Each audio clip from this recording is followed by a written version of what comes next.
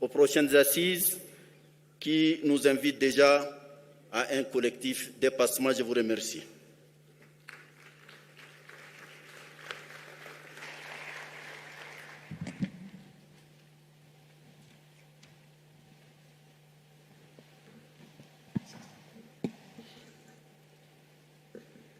Thank you very much, Musa Faki, Chair of the AUC, Your Excellencies, Heads of State and Government, Honorable Ministers, distinguished delegates. I remain immensely privileged to have the tremendous honor of receiving and hosting you in Kenya for the Africa Climate Summit in Nairobi. Your presence has sent an emphatic signal throughout the world that a new Africa is here and that it means business.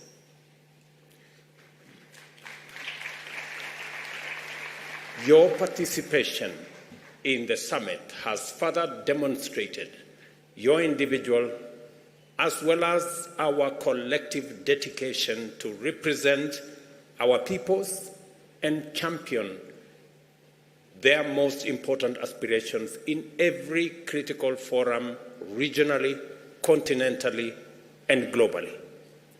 The Nairobi Declaration, our common stand and firm resolution, reaffirms our determination and sets the stage for a new phase in the global climate action and sustainable development agenda, giving the future of socio-economic transformation distinct and an affirmative African character.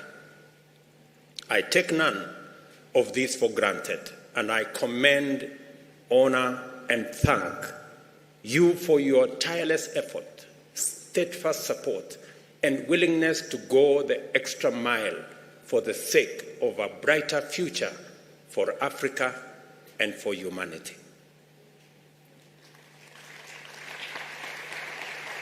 As a result of our collective action, there can no longer be any doubt in any part of the world that Africa, humankind's cradle, is also its destiny. Our potential, made up of incomparable young, resilient, and motivated human capital, natural resource wealth, and green energy potential is going to define the future of global opportunity for unprecedented prosperity and a new paradigm of industrialization that respects the environment and supports our planet's capacity to sustain biodiversity. We have successfully demonstrated that African solutions are not just appropriate for Africa's problems, they are necessary for global well-being. Our Agenda 2063 is an agenda for the benefit of all humankind, and the Africa we want aligns with the planet we need. The cradle of humankind is also its destiny, and Africa is the future, I dare say, of the world. Permit me, Excellencies, to express how profound and proud I am of the quality and scale of what we have been able to accomplish in this inaugural Africa Climate Summit. The boldness, vision, diversity, and thoroughness of the contributions made here in terms of debate, exhibitions, collaborations, and other activities have been deeply encouraging and also inspiring. During this action-focused summit, various stakeholders, including governments, the private sector, multilateral banks, and philanthropists, have made substantial commitments totaling a remarkable $23 billion for green growth, mitigation, and adaptation efforts across Africa. Let us give them a round of applause, ladies and gentlemen. Notable highlights include a transformative partnership investing $60 million over 2 years in expanding grid access in rural Burundi, a $4.5 billion commitment from the UAE, represented here by my brother, to boost renewable energy, substantial contribution from the European nations, and significant investments from the private sector, entities like Mazda, PowerGen, Leapfrog, Gross Boundary, and Husk Power, emphasizing renewable energy initiatives.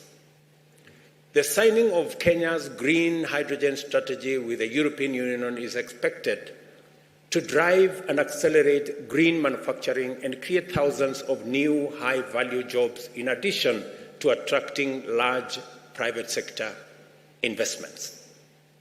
Additionally, there has been a notable increase in adaptation financing, reflecting a deep commitment to Africa's sustainable future and energy systems, aligning with the ambitious Nairobi Declaration. Our youth have not been left behind in the robust conversation that has taken place at this summit.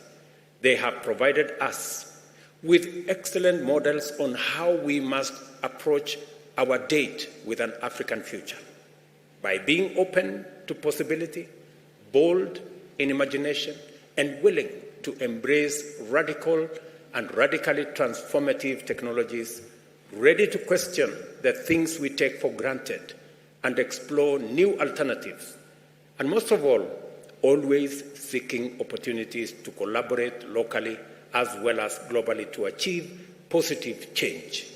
Our youth stand out in this summit, and congratulations to them.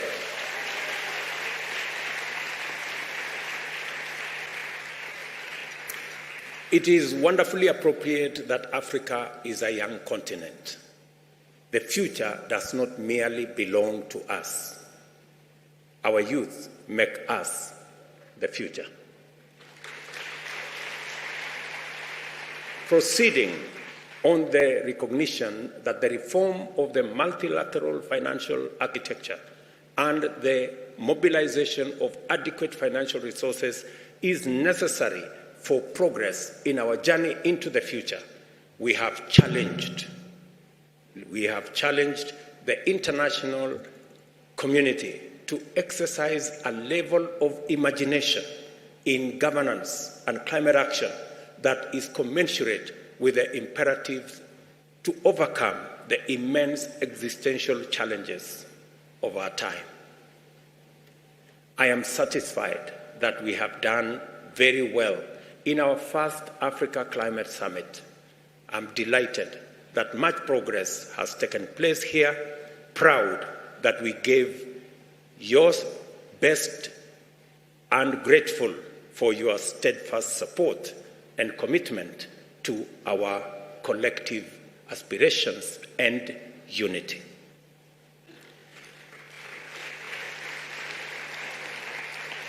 With humility, I thank you for kindly accepting our invitation to attend this summit. I don't take for granted everybody's attendance, big and small, and for your patience throughout the proceedings. I know some of them were long, you had to wait, but you demonstrated unimaginable patience. I want to say thank you very much. It was necessary. Your devotion to Africa's contribution to the transformation of global climate action is exemplary and admirable. I thank the Committee of African Heads of State on Climate Change for giving me the opportunity to champion this phase of our continent's journey to global leadership and in climate action and green industrialization. And I promise that I will do my very best. I also thank the Africa Union and the Africa Union Commission for their unstinting support for my leadership at the CAHOS and for this summit. Musa Faki and your team, Joseka and your team, thank you very much.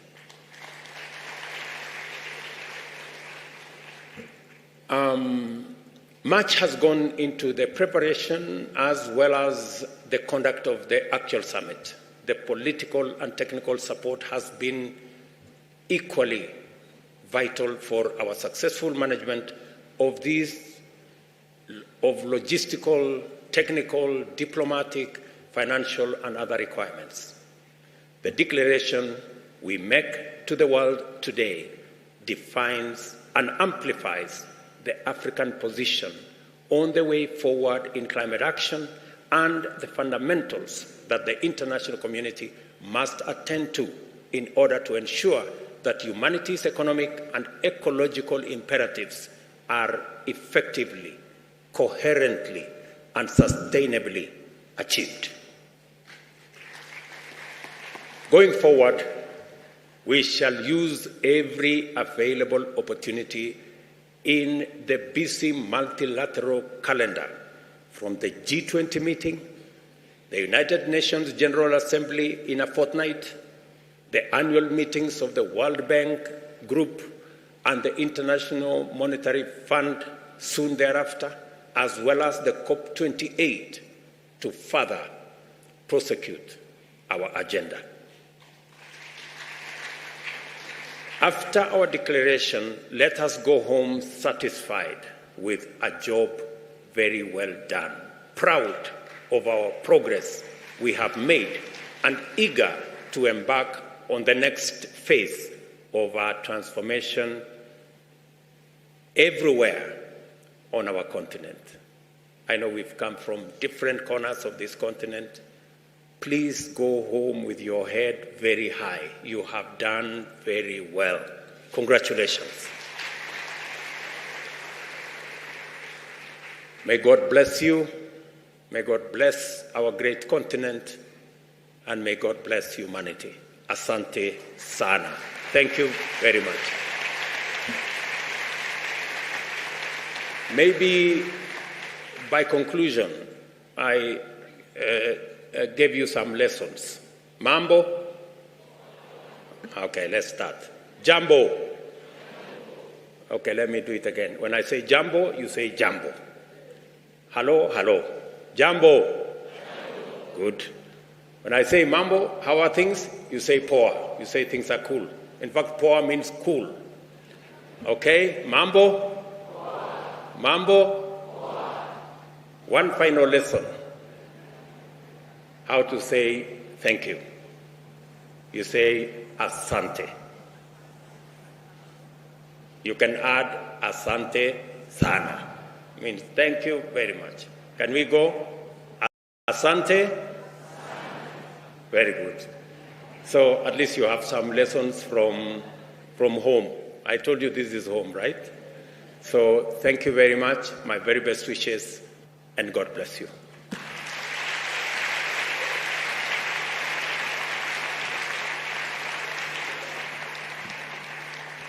Thank you very much. A bigger round of applause, please, as they take their seats. An important moment for Africa.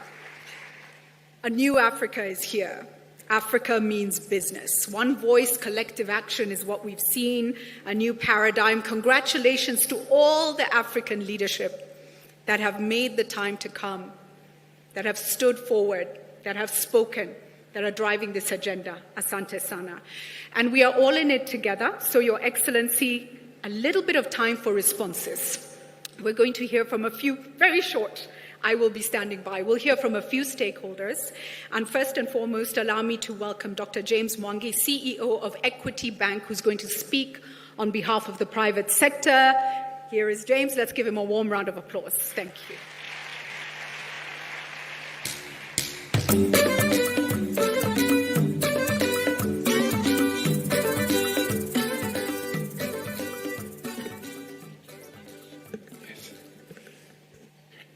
Your Excellencies, we, the private sector of Africa, take this opportunity offered by the African Climate Summit 2023 to affirm our commitment and support in recognition of what our governments have been able to achieve. We feel, as the private sector, we have a role and a responsibility to work together with our governments to deliver on the commitments that the governments have made to the African people. The efforts to address climate issues, we will start as a partner and deeply applaud the commitment of the African states to address climate action and to drive green growth and climate finance. We declare our support to the African Declaration and pledge our commitment in very specific areas, namely, on climate finance, we commit to establish mechanisms that scale up green investments from the private sector. On green investment, we commit to adopt green and circular business models, designing products that are environmentally friendly and ensure integration of sustainability throughout the value chains. On decarbonization, we commit to actively seek opportunities for nature-based solutions in decarbonization plans and our commitment to net zero, carbon markets, and just transition. On green transition minerals, we commit to invest in green mineral projects and their value chains to provide fair working conditions, ensure equitable wages, and safeguard the health and safety of employees and any informal sector participants. On food and agriculture, we commit to create critical infrastructure such as refrigeration facilities, warehouses to reduce post-production waste and support market and trade opportunities. Your Excellencies, we pledge our commitment to work together with our governments as the private sector. Thank you. Thank you very much for that, Dr. James Mwangi. Next, we're going to hear from a young lady from Sierra Leone. Her name is Philippa Cried Dole, and she speaks on behalf of the children of Africa. Let's give her a warm round of applause, please, as she comes up.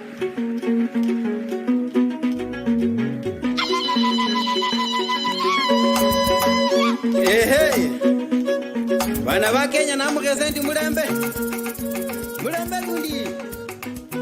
Waya mumbe kama rumweleza ko ule ko banenda kama tunda. Good morning. I am Philippa Kraidol from Sierra Leone, and I'm standing in front of you on behalf of all African children. I'm so happy to stand in front of African leaders. For the past 2 days, His Excellencies, we have had deep discussions, and we all agree that climate change is a child rights crisis, even though we, the children, contribute the least. In Malawi and Mozambique, cyclones have damaged schools and hospitals. In Kenya, Somalia, and South Sudan, drought has caused girls to be sold into early marriage.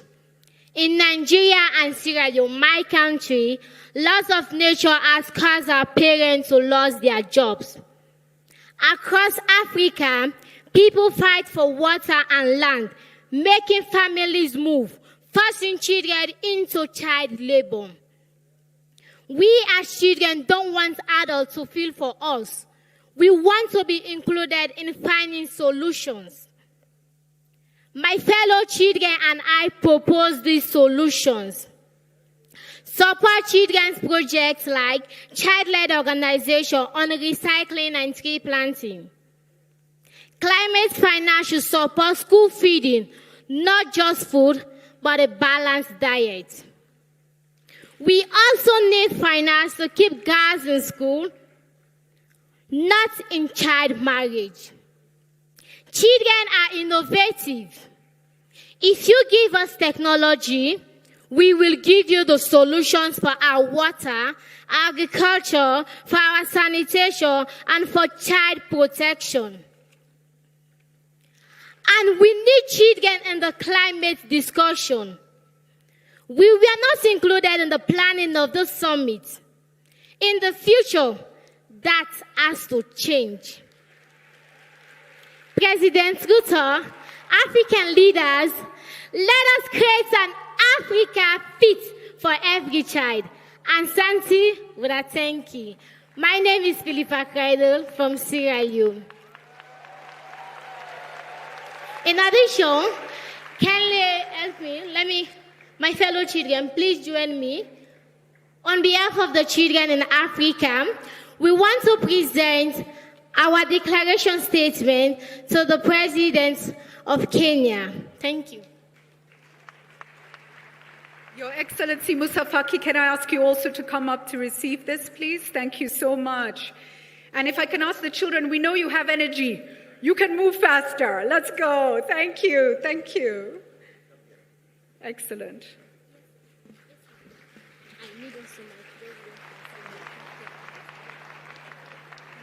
Can I ask the President of Sierra Leone, please? Sir? Please, sir. The young lady is from Sierra Leone, so wonderful to have the President there with her. Thank you. And here you have it, the children of Africa presenting their declaration and making it clear they have the solutions for all the problems that face them. They are innovative, they're faster than us, and we need to give them that space. Thank you so much.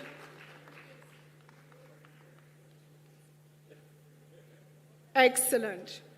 And now, ladies and gentlemen, thank you.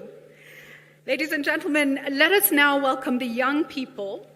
And I want to ask Fatou Jeng from Gambia and Yared Abera from Ethiopia to come and speak on behalf of the youth of Africa. Let's give them a round of applause, please.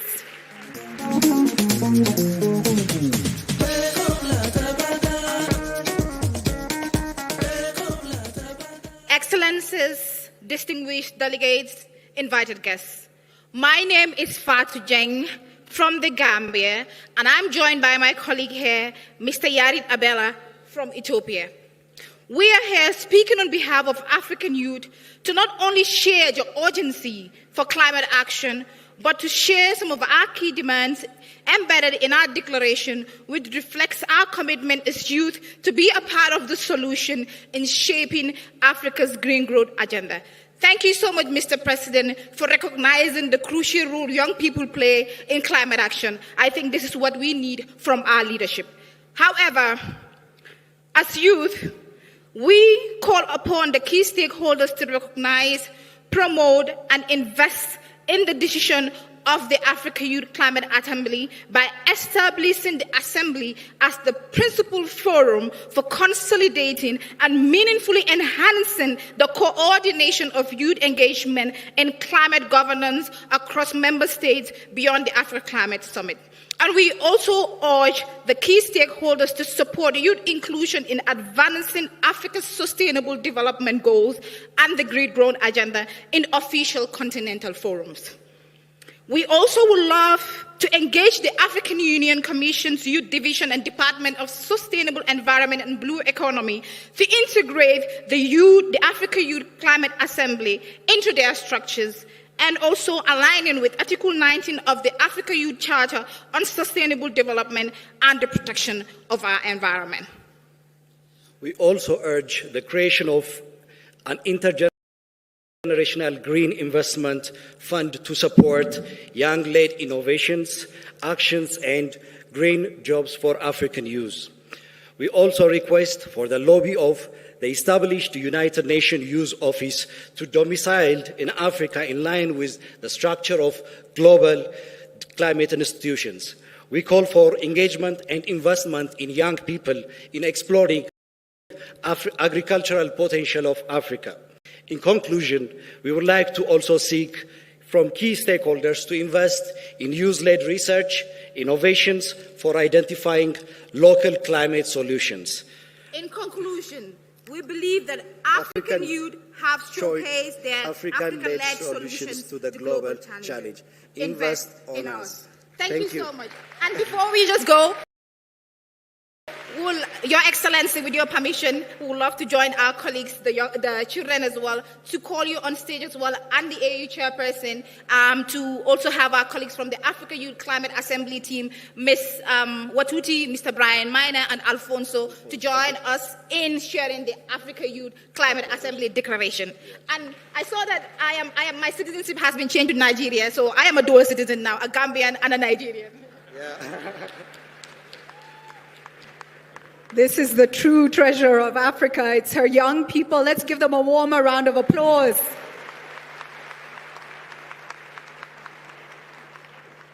They are the bright light. And here we have them handing over the Youth Declaration to His Excellency Moussa Faki and His Excellency President William Ruto. Thank you so much. Thank you. Next, ladies and gentlemen, allow me to call on the voices of the indigenous peoples. The Ogiek community live in Kenya's Mau and Mount Elgon forests, and some of you will know that these are critical water catchment areas. They are protectors of our forests. They are our forest keepers. A warm welcome to Judy Kipkenda from the Ogiek community. Thank you.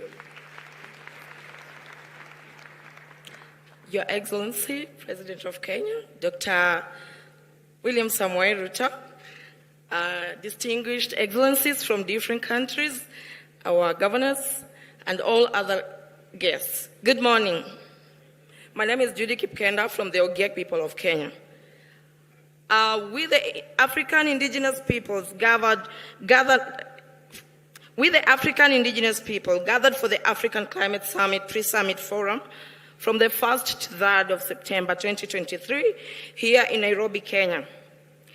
Hereby, we call on African states, governments, bilateral institutions, and other actors to create a focal point and liaison offices at the African Union headquarters of Africa for indigenous peoples. We call on them to ensure effective and meaningful participation of African indigenous peoples in all development agendas and high-level decision-making processes such as the African Climate Summit. We call for stop to further displacement or forceful evictions of indigenous peoples from their territories. We call on you to affirm effective safeguards and security of land tenure and natural resources to guarantee bare minimum application of free prior informed consent principles on any investments or projects on indigenous peoples' lands and territories as enshrined in the United Declaration of Indigenous Peoples' Rights. We call for the recognition and strengthening of traditional knowledge systems that promote adaptation and resilience through policy frameworks and programs. We call for partnerships that integrate traditional knowledge with conventional scientific knowledge systems and practices. We call that you ensure ease of mobility of Africa indigenous peoples scattered across nation states through policy interventions and mutually negotiated transhumance protocols to help promote climate resilience. We also call that you develop clear guidelines and policy frameworks to cushion indigenous peoples from potential exploitation of dishonest investors, especially on carbon trading. We call that you accelerate meaningful and impactful sustainable development projects and benefit sharing.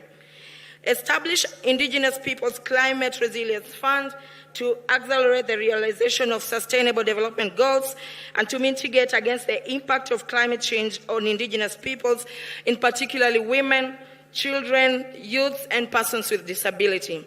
In conclusion, we reiterate that although we, the indigenous peoples, contribute the least to global emissions that lead to climate change, we suffer the most from its consequences. We are here with a solution and experiential lessons from Mama Africa. There can be nothing for us without us. Thank you so much. Mr. President, if you would like, I would like to present this to you.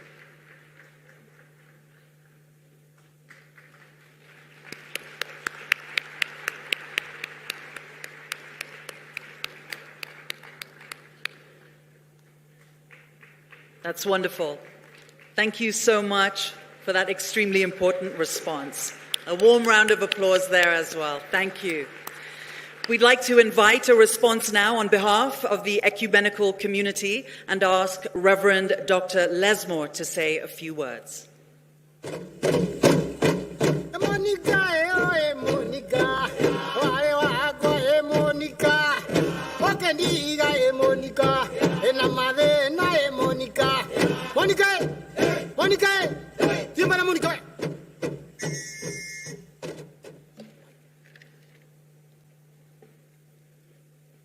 Your Excellencies, ladies and gentlemen, Africa indeed is a religious continent, and therefore nothing can be done without recognizing the influence of religion in whatever that we do as a people and as a continent.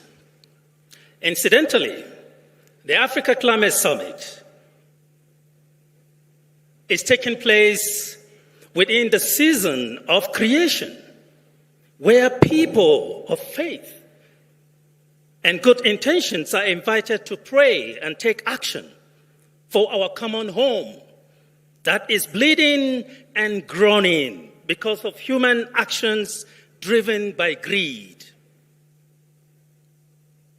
We, as a people of faith, we recognize that matters of climate change are matters of life and death and cannot be commodified, cannot be objectified, and cannot be politicized.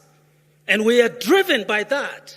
And that is how, as people of faith, we gather during this summit, reminding ourselves that the welfare of the earth is our welfare. Your Excellencies, ladies and gentlemen, the Nairobi Declaration for us, having reviewed it, is both bitter and sweet aspects, which presents fears and hopes of the future.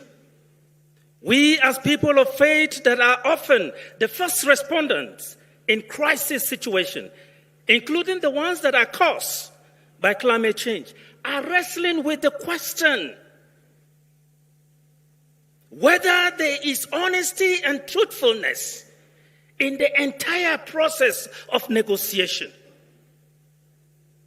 We are worried that the sweet part of the declaration, which is the call to action, will be subsumed by exigencies of time and many other aspects.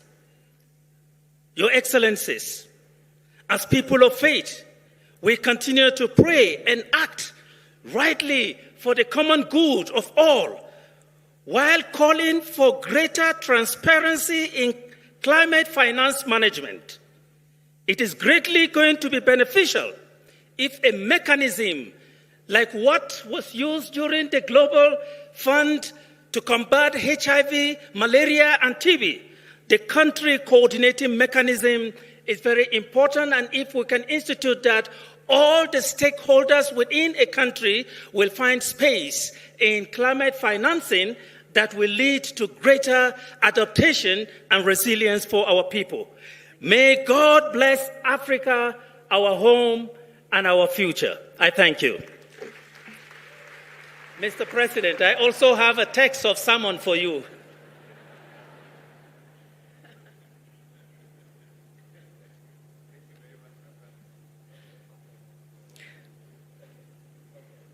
Some additional evening reading, Your Excellency.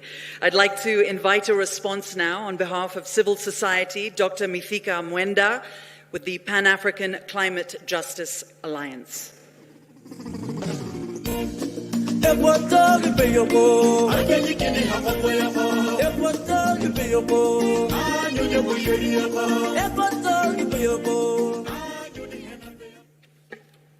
Dear Excellencies, distinguished delegates, ladies and gentlemen, all protocols observed. I'm honored once again to address this all-important summit. Each of us, when we came here, aimed for an outcome that would be transformative and reflective of the urgency of addressing the climate crisis based on latest science, the imperatives of climate justice, and for Africa, recognition of the continent as the special needs and the circumstances region. Throughout the 2 days, we have listened to our leaders and all key stakeholders. We have no doubt, listening to our leaders, that they understand the existential threats posed by the climate emergency, and in totality, hearing from them, we have some convergence on very critical issues. And one of it is enhanced contribution